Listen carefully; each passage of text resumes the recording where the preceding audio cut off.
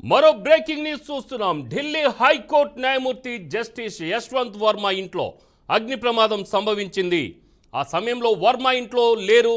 దీంతో కుటుంబ సభ్యులు అగ్నిమాపక సిబ్బందికి సమాచారం ఇచ్చారు. రంగంలోకి దిగిన ఫైర్ సిబ్బంది మంటలు ఆర్పుతున్నారు. అయితే ఆ సమయంలో ఇంట్లోకి వెళ్లి చూడగా షాకింగ్ దృశ్యాలు చూసి అవాక్కయ్యారు. పెద్ద ఎత్తున నోట్ల కట్టలు ప్రత్యక్షమయ్యాయి.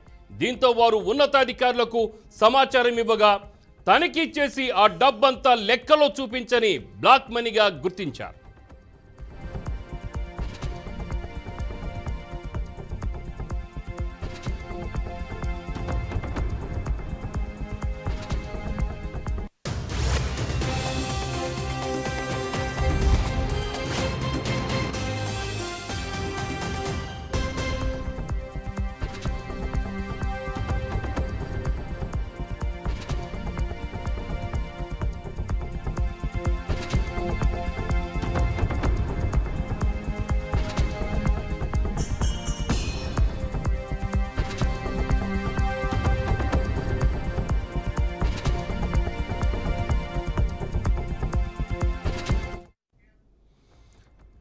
అయితే ఈ సమాచారం సుప్రీంకోర్టు ప్రధాన న్యాయమూర్తి సంజీవ్ ఖన్నాకు చేరింది.